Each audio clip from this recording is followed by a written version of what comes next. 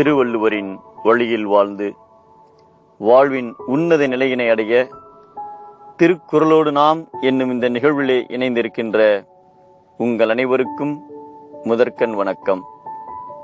குறள் எண் 230, அதிகாரம் ஈகை. தொண்டை மண்டலத்திலே உபகாரியாய் வாழ்ந்தவர் காலத்திவாணர்.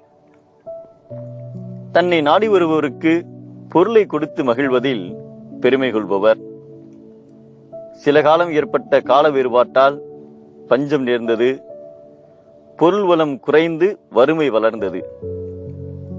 தன்னை நாடி வருபவர்களுக்கு உரிமையோடு உதவ முடியவில்லையே என வருந்தியிருந்த காலத்திவாணர் ஒரு நாள் அருகிலுள்ள ஊருக்கு சென்றிருந்தார்.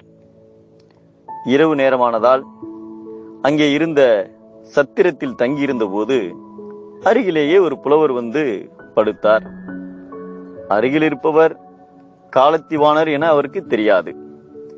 அதிகாலையில் நீல தொடர்ந்து வந்தாய் என்று தன்னை வருத்திய வறுமையை ஒரு நாள் பொறுத்திருக்குமாறும், தான் இன்று காலத்திவாணரை சந்தித்தவுடன் தனது வறுமை போய்விடும் என்றும், நாளை முதல் வறுமையே நீயும் நானும் வேறு வேறாய் ஆகிவிடுவோம் என்றும் பாடியதை கேட்டார்.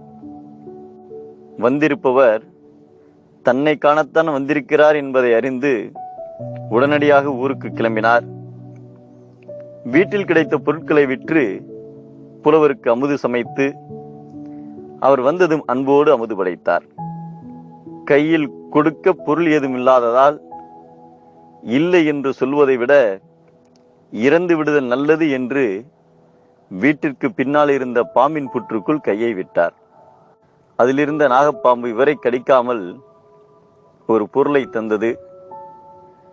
கையை வெளியே எடுத்தார். ஓர் ஒலிமணியை கண்டார். அரிய அவ்வொலிமணியை அப்புலவருக்கு பரிசாய் தந்து மகிழ்ந்தார். அப்புலவர்தான் மதுரகவிராயர்.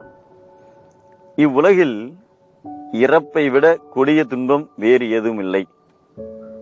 இருப்பினும் பிறருக்கு கொடுக்கும் நிலை இல்லை என்றால் அவ்விறப்பு கூட இன்பம்தான் என்பதை சாதலின் இன்னாதது இல்லை.